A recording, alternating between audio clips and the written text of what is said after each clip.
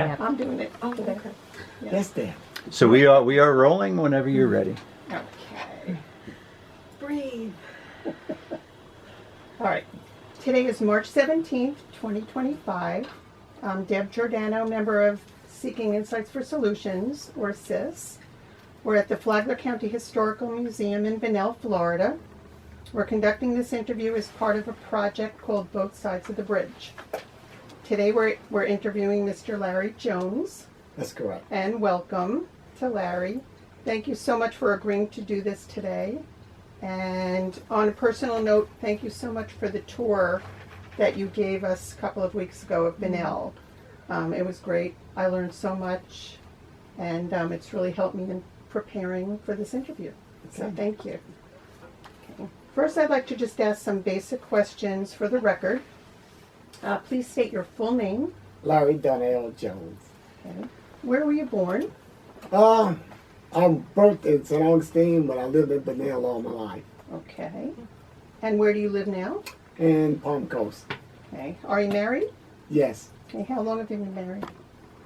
Gotta ask my wife that question. I hear that. 39 years. Okay. That's a long time. Do you have any children? 5. 5 children. Any grandchildren? 8. Wow. Okay. And what is your occupation? Retired. Retired. Okay. Okay. First set of questions is about your childhood and your youth. Say you were born in St. Augustine, but then you lived in Bunnell during your childhood. All my life. All your life. Yes. Okay. What was your family like when you were a child? Well, it was a loving family. My mom was a Christian. She was she worked at the Carver as a custodian worker, and my dad was a concrete driver, cement truck driver, and he worked it out at the old cement plant out there on Colbert Lane. He worked out there.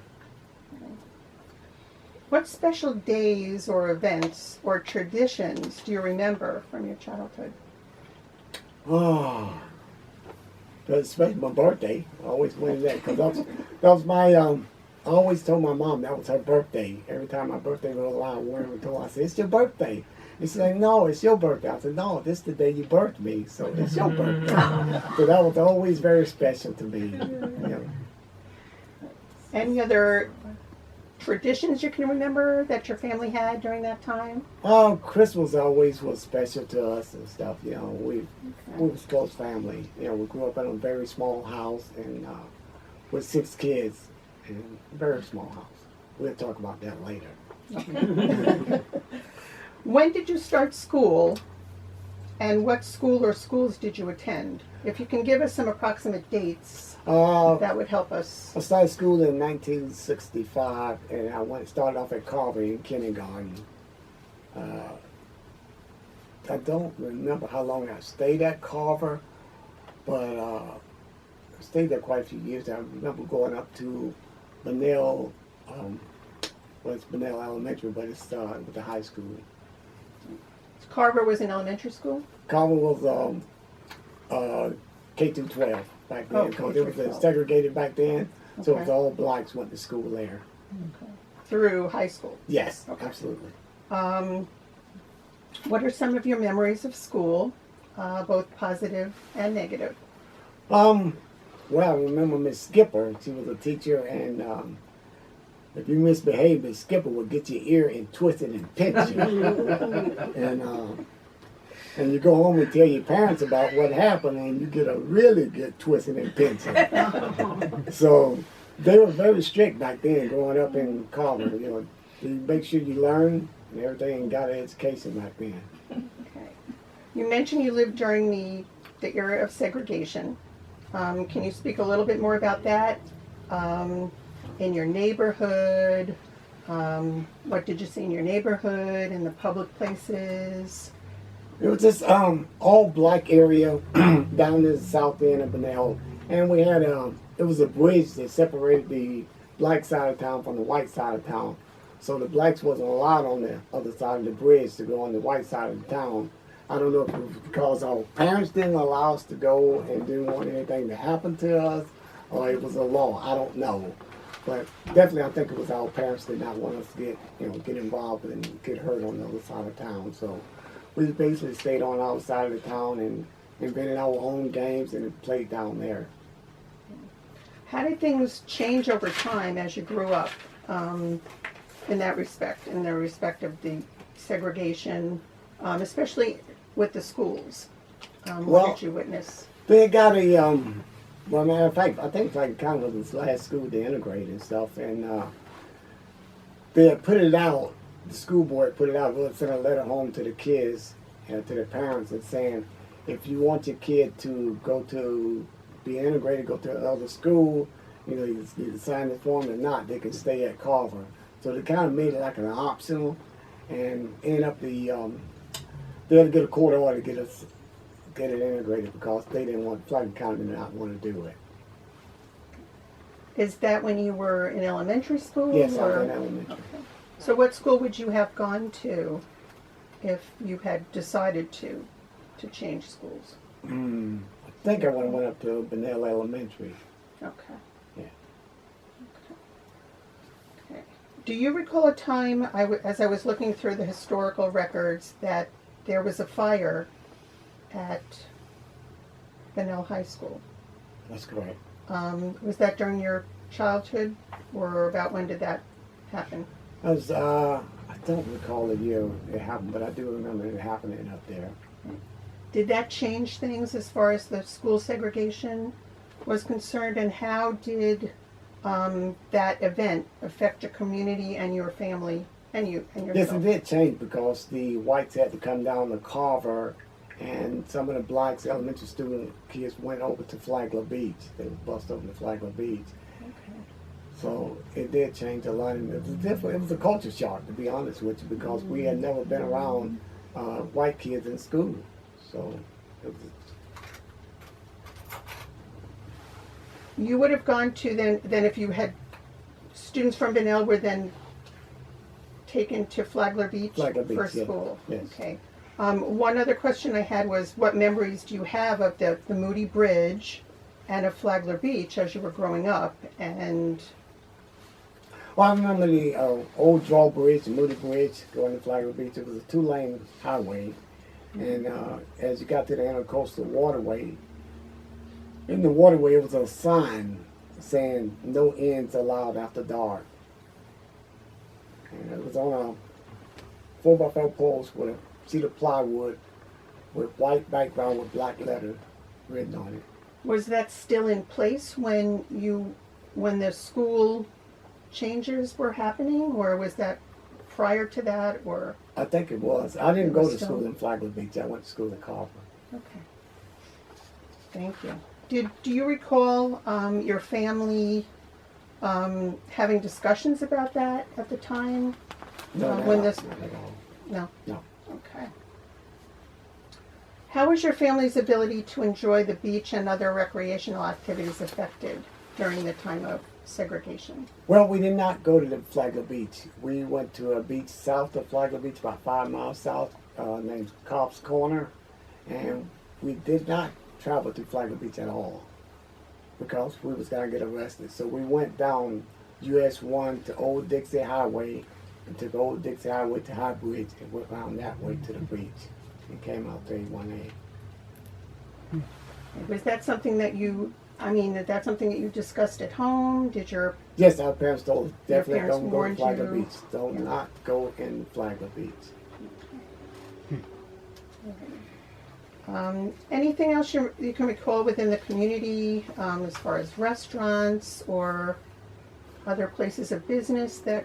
Oh yeah, it was Were some affected? restaurant was they had the chicken pantry just south of Harris Grocery now, and no blacks was allowed to go inside and sit down. It was a window outside that the blacks had to order from and to take out, but they could not go inside and sit down to eat.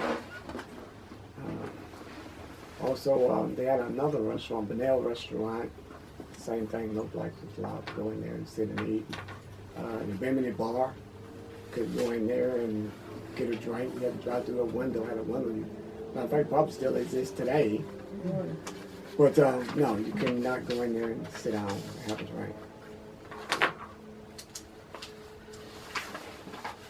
The next set of questions covers the period after you completed your education and entered the workforce up until the present.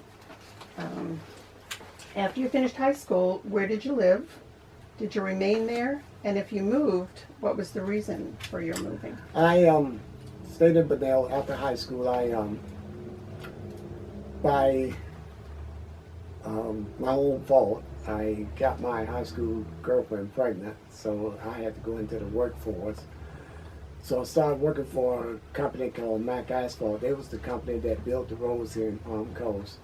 So I went to work for them and I worked 2 or 3 years up here. Then they moved to Winter Haven, and I followed them over to Winter Haven and worked about another year. And I decided, I got to do something better. I'm smarter than this to be out here working heavy equipment. It's cold.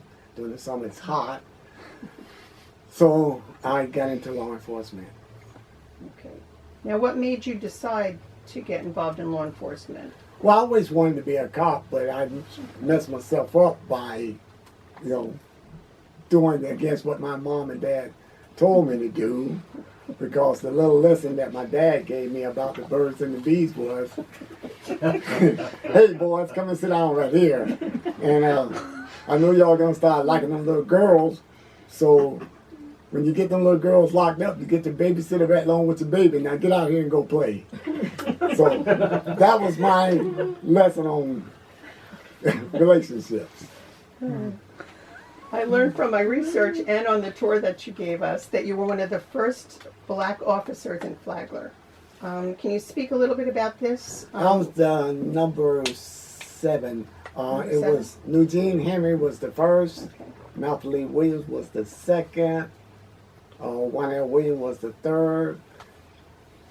Jackie Phillips was the fourth. J.W. Shelby was the fifth. Paul McCarter was the sixth. And I was the seventh. Back in 1984, I was number 7. Can you speak a little bit about some of the challenges that you faced? Well, I did with the racism going into the bars, when the bar fight and stuff. The officers didn't want me to go in there alone. They always wanted to be there with me. If we had to go in the bar, wait, don't go in there till we get there.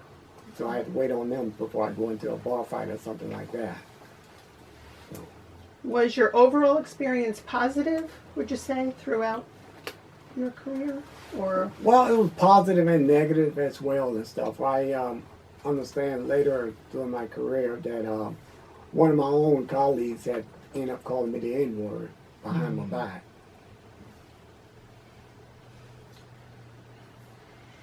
what do you value most about what you did for a living? I value most about helping the people.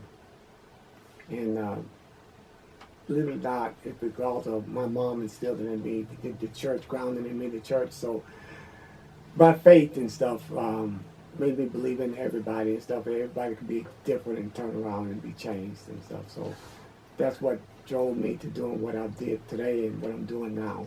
It's my faith. Okay. Thinking back about your life in all areas, what are some of the things that you are most proud of? The most thing I'm proud of is my family. I'm proud of my family.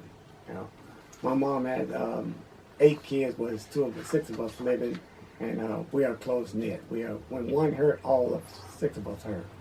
So that's what I'm really proud of that. Okay, just to sum up, I wanted to ask, what would you say has changed the most from the time you were a young person to now in this community? In this community, well, now it's more it's interracial relationship now, and we didn't see that when I was growing up. And now in the project, it's probably half and half living down the project. And when we was growing up, it was just all blacks in there. Now it's population probably half and half in there now, living in the housing authority. Which is, it's a great thing now. I'm glad to see something like that happening and stuff in Flagler County. So do you think that things have changed for the better overall? Yes, but we still have a long ways to go. We haven't got there yet, but we're striving to get there. And my last question is, as you look back over the changes that have occurred within your life, what advice would you give the younger generation? Don't give up. Just keep striving and moving forward, because you can't achieve anything if you stop and give up. So keep moving forward and believe in yourself.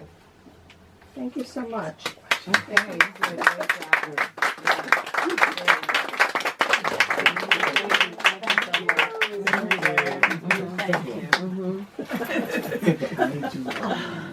Deb, you nailed it. Oh, yes, yes, yes, yes. Great job. Very good. Thank you so much. Thank you.